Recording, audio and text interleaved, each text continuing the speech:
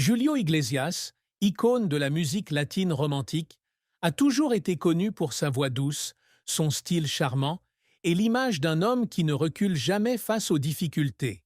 Mais derrière ce halo se cache un homme avec de nombreuses cicatrices mentales, des douleurs qu'il a cachées pendant plus de 5 décennies. Dans une interview avec Hola, en Espagne, le 3 avril 2025, Iglesias a parlé ouvertement pour la première fois de ses problèmes de santé et de son sentiment d'incompréhension de la part du public. Ils m'ont tué 1000 fois. Ils ont dit que j'étais à la retraite. Ils ont dit que j'avais la maladie d'Alzheimer. Mais je suis toujours là, toujours en vie et au travail. Je veux raconter ma véritable histoire, a-t-il dit, la voix pleine de détermination. La vérité la plus triste qu'Iglesias a admise était qu'il avait de graves problèmes de santé, en particulier une tumeur bénigne appelée ostéoblastome dans sa colonne vertébrale qui affectait gravement sa mobilité. Dans un rare moment d'humour, il a confié au journaliste Carlos Herrera « À partir de la taille, je vais bien. À partir de la taille, j'ai environ 500 ans. » Cette déclaration reflète non seulement son état physique, mais révèle également une douleur mentale, le sentiment de perdre la liberté et le pouvoir dont il était autrefois fier. J'ai pleuré quand j'ai réalisé que je ne pouvais plus marcher comme avant. C'était la chose la plus difficile à accepter, a-t-il partagé sur Hola, Espagne. Iglesias a également admis qu'il avait caché ses difficultés pour protéger son image. Je ne veux pas que le public me perçoive comme un faible. Je veux qu'il voie Julio Iglesias sur scène, pas un homme qui a besoin de pitié, a-t-il déclaré dans un communiqué de presse pour le projet Netflix en février 2024. Mais à 81 ans, il ressentait le besoin d'être honnête. Après mûre réflexion, j'ai décidé de dire la vérité sur ma vie à Netflix. Je veux que les gens comprennent que je ne suis pas seulement une auréole, mais aussi une source de souffrance et de lutte, a-t-il partagé. Cette ouverture marque un tournant, car Iglesias raconte non seulement la gloire, mais aussi les recoins sombres de sa vie, des blessures physiques aux blessures émotionnelles profondes. La plus grande tristesse dans la vie de Julio Iglesias est le sentiment de culpabilité et de perte de ne pas avoir passé suffisamment de temps avec ses enfants issus de son premier mariage avec Isabel Preisler, Chabeli, Julio Jr. et Enrique, pendant les années de pointe de sa carrière. J'ai pleuré en réalisant que je n'étais pas là pour les moments importants pour mes enfants. Je n'étais père que de nom, mais je n'étais pas vraiment là, a-t-il déclaré à l'Associated Press en 2019. La carrière internationale d'Iglesias, qu'il a vu sillonner les 5 continents sans interruption, l'a laissé largement absent de la vie de ses enfants, surtout dans les années 1970 et 1980. Cette douleur remonte aux premières années de sa carrière, lorsqu'Iglesias a déménagé de Madrid à Miami en 1979 pour conquérir le marché américain.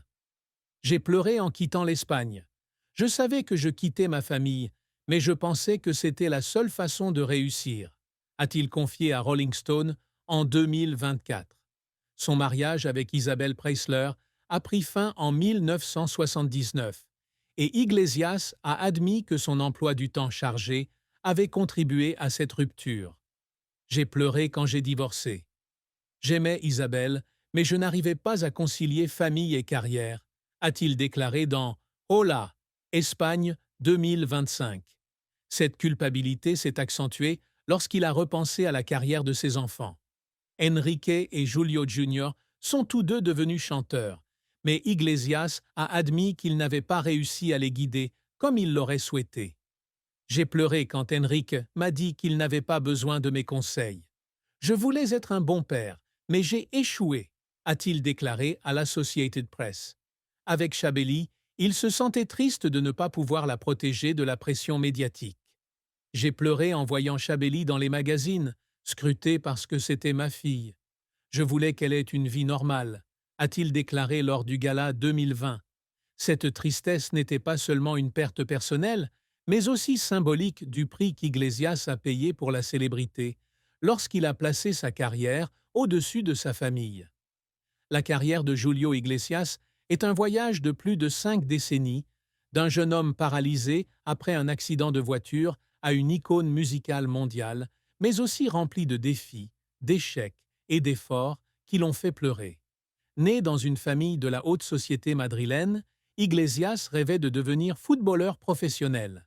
Il était gardien de but de l'équipe de jeunes du Real Madrid Castilla au début des années 1960. J'ai pleuré quand j'ai été sélectionné pour le Real Madrid. Je pensais devenir une star du football, a-t-il confié à CNN en 2021. Cependant, un grave accident de voiture, le 22 septembre 1963, lui a fracturé la colonne vertébrale, le laissant incapable de marcher pendant 2 ans.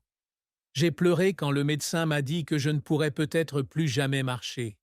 J'ai cru que ma vie était finie, a-t-il confié. Pendant son séjour à l'hôpital, une infirmière nommée Eladio Magdaleno a donné à Iglesias une guitare pour l'aider à retrouver la mobilité de ses mains. J'ai pleuré la première fois que j'ai joué un accord. Je ne savais pas que c'était le début de ma carrière musicale, a-t-il déclaré à l'Associated Press en 2019. En 1968, Iglesias a remporté le premier prix du Festival international de la chanson de Benidorm avec La vida sigue igual, marquant ainsi sa première percée. J'ai pleuré quand j'ai gagné. Je savais que j'avais trouvé une nouvelle voie, a-t-il déclaré à Wikipédia en 2022. Son premier album, Yo Canto, 1969, a atteint la 3e place des charts espagnols. Et en 1970, il a représenté l'Espagne à l'Eurovision avec Gwendoline, terminant 4e. J'ai pleuré sur la scène de l'Eurovision. J'avais l'impression de représenter tout un pays, a-t-il partagé sur Hola, année 2024. Les années 1970 ont vu l'explosion d'Iglesias. Il s'est mis à chanter dans de nombreuses langues, du français à l'italien, en passant par le portugais. La chanson Un canto a Galicia, 1972, est devenue numéro 1 dans de nombreux pays européens. J'ai pleuré en chantant la Galice, la patrie de mon père. C'était une chanson du cœur, a-t-il déclaré sur Wikipédia. En 1979, il s'installe à Miami et signe avec CBS International, sortant l'album De Niña a Mujer, 1981, avec son premier tube en anglais, Begin the Big Win. L'album Mille Cent Bel Air Place, 1984, s'est vendu à plus de 3 millions d'exemplaires aux États-Unis, avec des duos célèbres tels que To All the Girls I've Loved Before avec Willie Nelson. J'ai pleuré en voyant l'album en tête des charts américains. J'ai su que j'avais réalisé mon rêve, a-t-il déclaré à l'Associated Press. Iglesias a continué à connaître le succès avec des albums tels que Un nombre solo, 1987, qui a remporté le Grammy du meilleur album de pop latine, et Non-Stop, 1988, avec le duo My Love avec Stevie Wonder. J'ai pleuré quand j'ai reçu le Grammy. C'était un moment de reconnaissance, a-t-il déclaré à Rolling Stone en 2024. Il a battu le record de vente de billets au Madison Square Garden en 1976 et a été nommé artiste international préféré de la Chine en 1913. Mais sa carrière n'a pas été sans revers. L'album Raíz, 1989, n'a pas réussi à atteindre les attentes en matière de vente. J'ai pleuré quand Raíz a échoué. Je pensais que le public m'avait oublié, a-t-il déclaré à Billboard en 2024. Il a tourné moins fréquemment dans les années 2000 en raison de problèmes de santé, son dernier concert ayant eu lieu en 2019 à Chicago. J'ai pleuré en quittant la scène à Chicago. Je ne savais pas si c'était la dernière fois, a-t-il confié à Marca en 2025. Les tentatives pour faire pleurer Iglesias impliquaient souvent de surmonter des difficultés. Il chantait dans des bars de Cambridge, en Angleterre, pour gagner sa vie dans les années 1960. J'ai pleuré parce que j'avais faim et que j'étais fatigué, mais je ne pouvais pas abandonner, a-t-il déclaré à Wikipédia. Il a également travaillé sans relâche pour apprendre de nouvelles langues, veillant souvent tard pour perfectionner les paroles des chansons. J'ai pleuré en terminant ce Mi lasci non val en italien. J'ai su que j'avais ouvert une nouvelle porte, a-t-il déclaré à Hola 2024. Iglesias a également fondu en larmes face à de fausses rumeurs de santé, comme la maladie d'Alzheimer ou la retraite. J'ai pleuré en lisant des articles disant que j'étais atteint de démence. Ils ne savaient pas que je travaillais encore tous les jours, a-t-il confié à Hola, Espagne 2025. La vie de Julio Iglesias a été une série de défis difficiles, allant d'accidents qui ont changé sa vie à des problèmes de santé et à la pression médiatique. Ayant grandi dans une famille de la classe supérieure, Iglesias a eu une enfance relativement aisée, mais non sans trouble. Ses parents, Julio Sr. et Maria, se sont séparés à cause de l'infidélité de leur père. J'ai pleuré en voyant ma mère souffrir. Je voulais la protéger, mais j'étais trop jeune, raconte-t-il Dans ses yeux, l'histoire de Julio Iglesias Jr. Iglesias s'est rangé du côté de son père, tandis que son frère Carlos soutenait sa mère, créant des tensions au sein de la famille.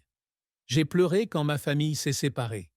J'ai eu l'impression de devoir choisir mon camp, a-t-il confié. L'accident de voiture de 1963 a été le plus grand défi d'Iglesias. À cette époque, il avait 20 ans et conduisait sa voiture nouvellement achetée avec des amis après un match de football. La voiture a perdu le contrôle dans un virage et s'est renversée, provoquant la fracture de la colonne vertébrale d'Iglesias,